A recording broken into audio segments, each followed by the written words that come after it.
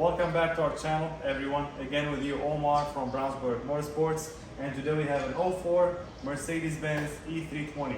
This car is not a 4MATIC, it's a rear-wheel drive, and it comes with an Airmatic suspension. And as you can see, the car is lowered on the side because it needs a front driver air shock. So stay tuned, we're gonna get straight to it. Alright, the first step always whenever we are working on air suspension is to disconnect the battery. So we're in the trunk area right now, and our battery is located right there. I'm going to bring the camera right there. And what we're going to do is we're going to go ahead and disconnect only our negative. I have my 10mm ratchet. I'm going to go ahead and loosen this. Okay.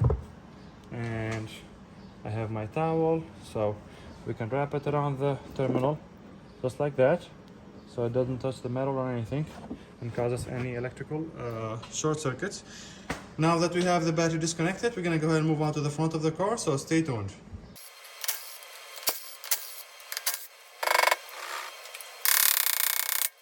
First thing we have to remove will be the upper ball joint nut, so we can release the spindle.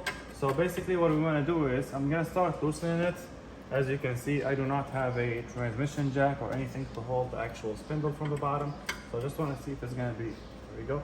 It's actually going pretty easy. I did give it a, I did try to untie it before I started the video, and it was pretty easy. I didn't have to add any lubricant or anything. But as you can see, it's going smoothly.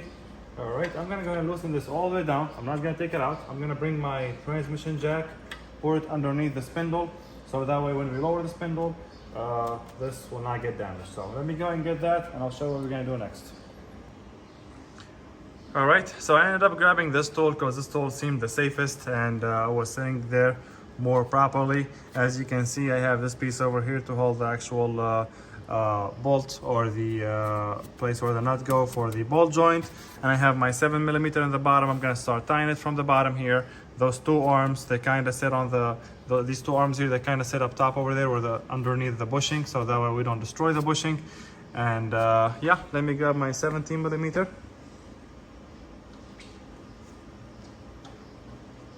Actually, I got it right here. I found it, so let's go ahead and start tying this up. Just be careful, you don't have to rush this job. Tie it slowly, slowly, slowly. There we go. As you saw, that thing snapped. All right. So we got the upper ball joint removed. I'm gonna go ahead and set the camera in a better position, and I'll show you what we're gonna do next. All right, the next thing we have to do basically right now, we're gonna go ahead and remove the front side of the fender liner. Basically we have a 10mm over there. We have to remove the clip over there that's holding the harness with the clip remover. We have another 10mm up top over there. I don't know if you can see it, but that one right there, one right here. We have one right here, and I believe we have one. I don't think this is factory. I think this was added by another technician. But we have to remove that. I'm gonna go ahead and remove that, and with that we will be able to remove the front of the fender liner, so we can get to the harnesses over here and disconnect them, so that way we don't create any tensions on this while we have the spindle loose. All right, so we went ahead and removed the 10mm that I showed you. The ones on the bottom over here turns out to be 8mm. These two over here. There's also one that's supposed to be right here, actually here. And if you can see it on camera, there was supposed to be one over here, but it was missing. But if yours does it, if yours does have this, make sure you remove that. So after removing all those 10mm nuts and bolts, I removed the harness attached with a clip remover. Now we have the connector. This is for the adaptive headlight for the leveling. So that's the leveling sensor for it. So it has a clip over here, and we should be able to pull on the connector. There we go. So I just had to pull on the harness. You didn't want to pull on the harness at first, but just like pull slightly. You don't have like to kind of jack it off. So it's just, this is the first tab, that's the second tab. You press those two tabs and you pull the entire thing. And now we will be able to remove the front of the fender liner. So from there, from here,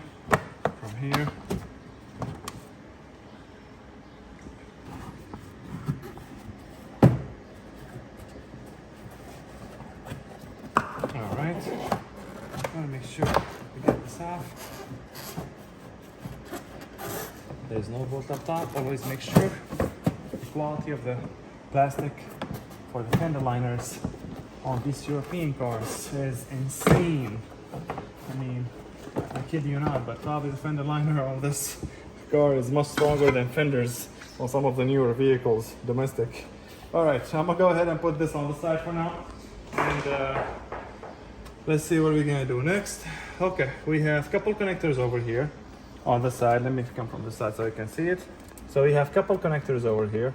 I'm guessing one of them for the wheel speed sensor, the other one is for the brake pad wear sensor. So if you're trying to do that job, these are the connectors. Just follow the harness running on the side and see where it's going. The brake pad wear sensor would be on the pad.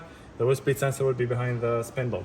Anyway, the reason why I opened this up, so that way we can release these harnesses and, like, you know, they don't stay tense, because we do not want to obviously damage anything from the car. So this is the first one. Got it. This is the second one. And basically it's just like, you know, just when you install this, you just push it back in, because you see, I'm just gonna install this one here, and then to push it out, you just like press the tab and get it out. And these two, you just pull off these two arms, and here we go. If you want to go further, you can take off these two connectors. You can press that tab over here and that tab over there, and pull the connector, and then this will come off. Or you can simply just grab this over here. Some people might think this is extra. I would rather go a little bit extra and do a little bit more than what I'm supposed to, rather than rushing up through my job and like opening the minimum stuff and with the risk of something breaking. Because like I said, since you're gonna be working on the side, these wires can snap. We can hit them with something, whether it's a hammer or a plier. So I would rather, like, you know, just be safe than sorry. So let's see here. I believe it's like attaches to this side. So it's like a clip that you plug it in and that you push it in. So let me see if I can push it from the inside. It's not actually a clip. Oh, here we go. Here we go. So it turns out there is a arm over here. That arm goes over there. I don't know if the camera can see it or not in the bottom. So that arm goes over there, and then this piece over here goes in that hole, so that way it stays still. We have more than one connector over here. One of them is the connector for the shock itself, which we actually need to remove. So basically what we were doing was not extra at all.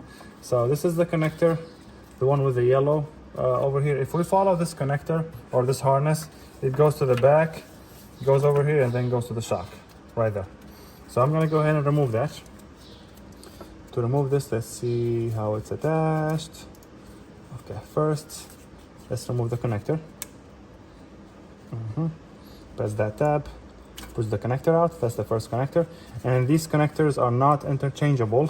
So you cannot take a connector from here, plug it over there. Does not accept mistakes, because basically they have different shapes. So when you're putting this back, look at the shape of the connector, look at the shape of the harness, and see which one goes where. Let me see if I can get this one off. Okay, this one doesn't seem to be coming off, but we got the first one. I believe it's attached right there.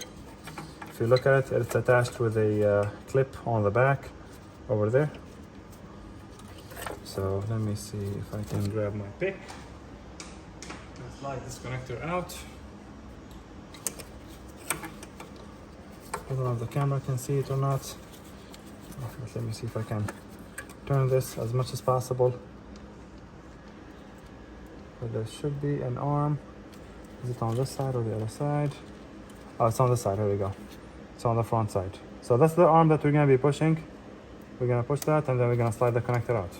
Just like that, our connector is out. This is the arm that we pulled, like we pushed a little bit to release it from the lock on the bracket. That lock over here or here. And then you push it out. And then that's it. Let's go ahead and remove this harness as well. I believe our new shock came with a new harness. We will see once we unbox it. The new shock we got from FCP Euro, and I will share the link in the description below for that, and the part along with the part number. So let's see if I can access it.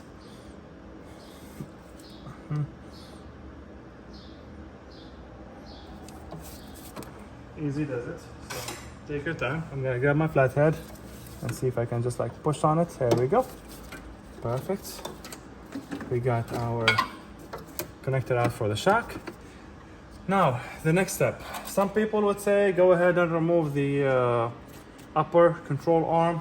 Honestly, if you remove enough stuff from the bottom and you have enough clearance, you do not have to do that, which is what I'm gonna try to do. So the next step would be, I'm gonna show you from this side in the bottom over here.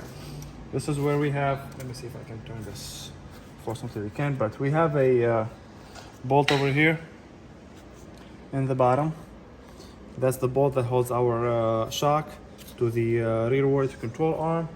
There is a nut and a bolt. So I'm gonna go and get my tools ready and go ahead and open this this bolt, and we'll see what we can. All right, so we have our 21mm wrench sitting on the nut from the back, straight ahead from this bolt, and I have my impact with the 21mm socket. What I'm gonna do is I'm gonna hold on to the wrench and I'm gonna try to open it slowly.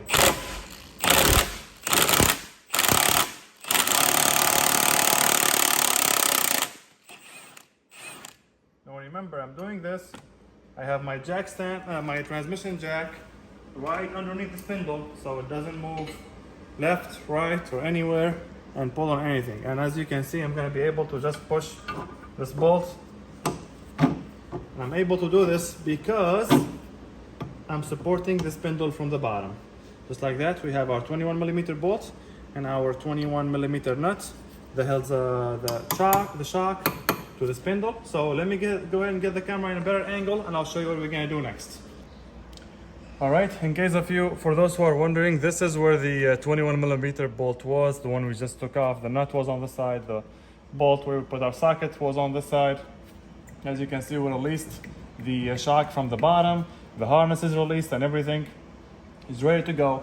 The only thing is the spindle is still in the way, and to lower the spindle more, we will have to deattach the sway bar from the rearward control arm. And to do that, we're gonna go ahead and open the sway bar link from the top. Now, I did see an Allen key socket on this side, not a socket, but a bolt on this side. And there is a 21mm nut over there that holds the sway bar link to the sway bar. I'm gonna go ahead and start with the actual nut first. There we go. It is a little bit tight. Okay, the entire thing is turning. So basically what we will have to do is we will have to hold the Allen key bolt from the back. So let me go and get those tools set up and I'll show you what we're gonna do next. All right, so that's what I'm talking about. That's where the that's our sway bar right there. That's the Allen key Hexbit bolt. That's actually a 12mm Hexbit, and what I'm gonna use is I'm gonna use a stubby socket, 12mm, to hold it from the front, and I have my 21mm wrench on the back to open that nut. So let me get the camera in a better angle. I'll show you how we're gonna do this.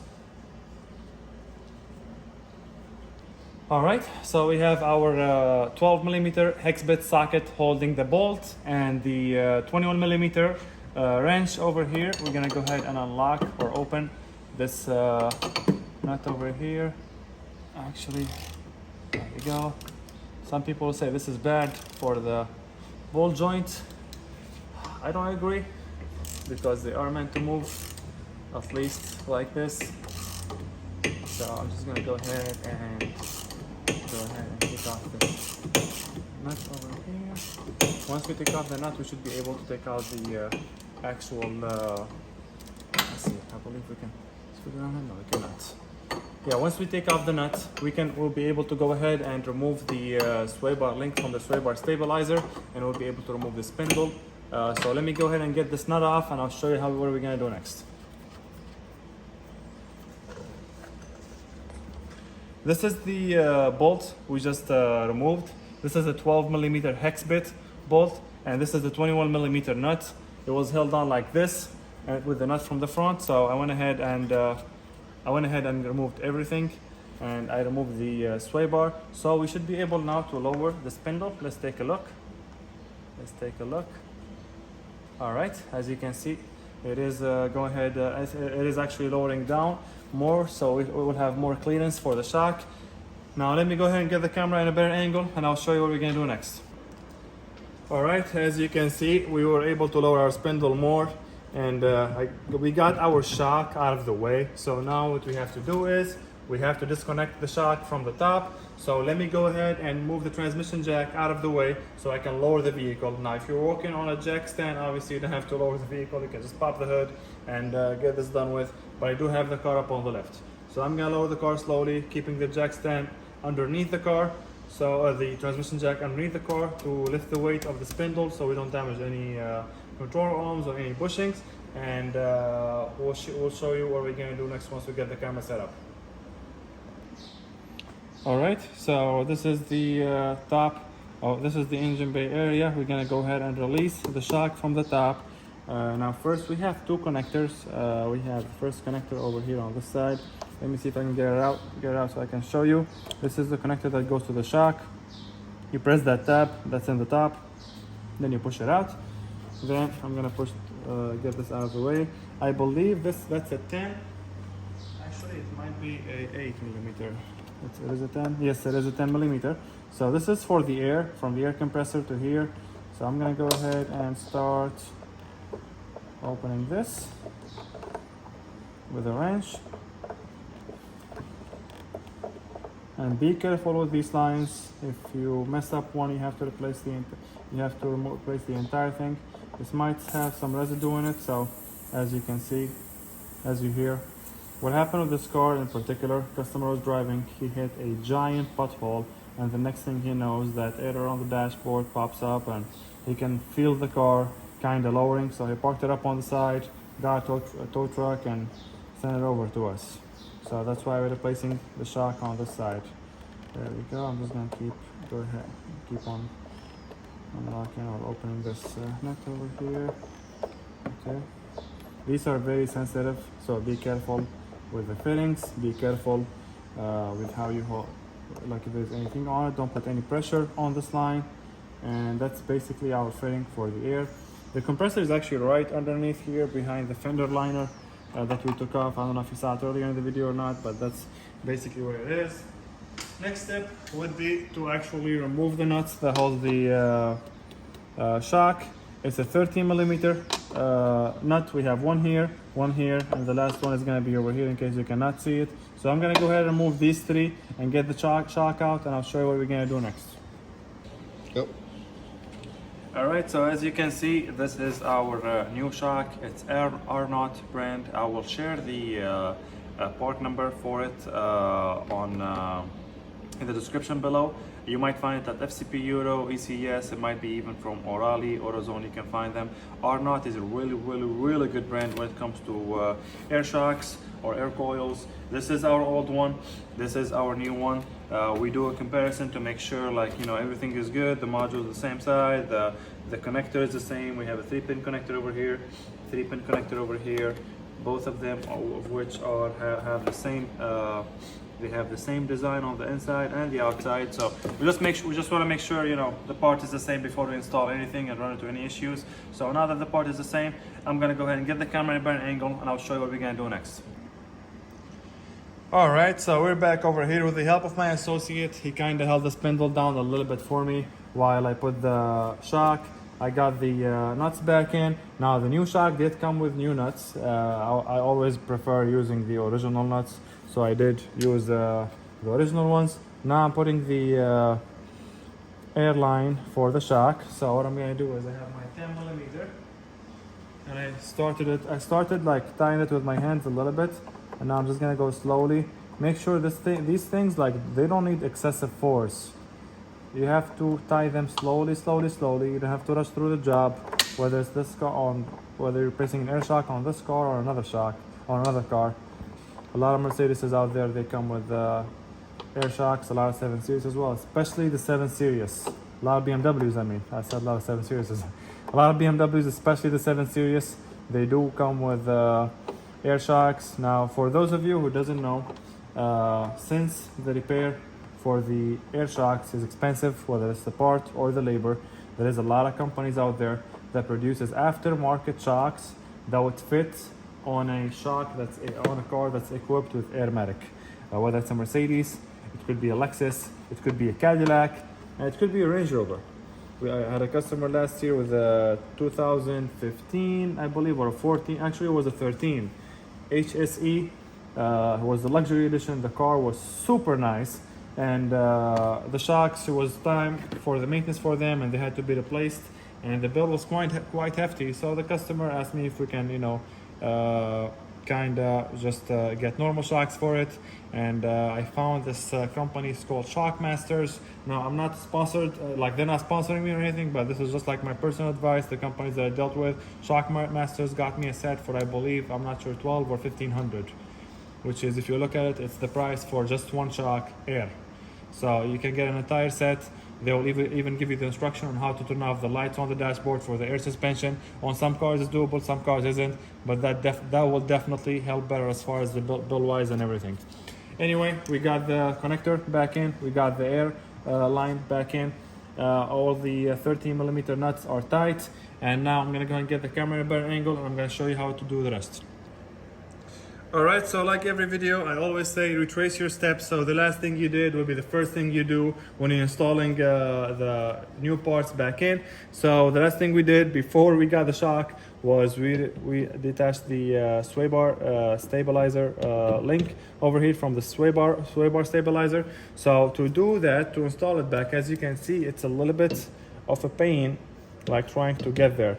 Now, the reason why there is no much space, because I tried to put the shock earlier so I can get all the 3 studs for the shock itself. So what I'm going to do is I'm going to go ahead and see if I can pull the shock a little bit to my side so I can have enough clearance to install the actual 12 millimeter Hexbit bolt that I showed you earlier, and the nut on the back. So let me go ahead and try to do this, and I'll show you what we're going to do next.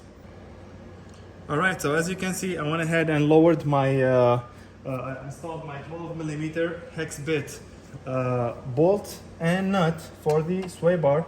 Now what I'm going to do is I have my 21 millimeter bolt that holds the shock to the control arm. I'm going to have my associate pull on the spindle a little bit down. I still have my transmission jack underneath, just in case stuff goes south. But here we go. Kind of pulling on it, just a little bit more, and we got it. There we go. All right, so as you can see, we have our 21 millimeter bolt fully in. What I did honestly is it was a little bit unaligned with this side, so we got the bolt from the other side like you saw in the previous clip. And then what I did is I just held the control arm, pulled it with my pulled it a little bit down, and kind of aligned, and my associate just tapped the bolt from the side so we can put the nut back in. So now that I have everything in, I'm gonna go ahead and tie this up, and I'll show you what we're gonna do next. All right, so we installed our shock. We got the nut tight all the way. Now I went ahead and I put my upper control arm back with my hand. I tied this with my hand, the 16 millimeter in the bottom. I put that same tool that we used earlier back on there, but this time from the top. I have my 17 millimeter, and I'm gonna start tying this so it brings the upper control arm closer to the spindle, so we can tie that 16 millimeter more comfortably. All right, here we go. Let me grab.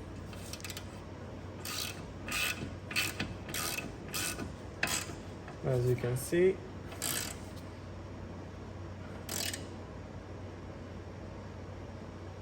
and it's on there for good. There we go, and we got it. Now the only thing left is to put these covers back over here, put the harness back. Basically everything that we just did, we're just gonna go ahead and install it back. Thank you for watching the video, everyone. That should be the end for this video. If you have any questions, please drop them in the comment section below. Make sure you follow and share for more.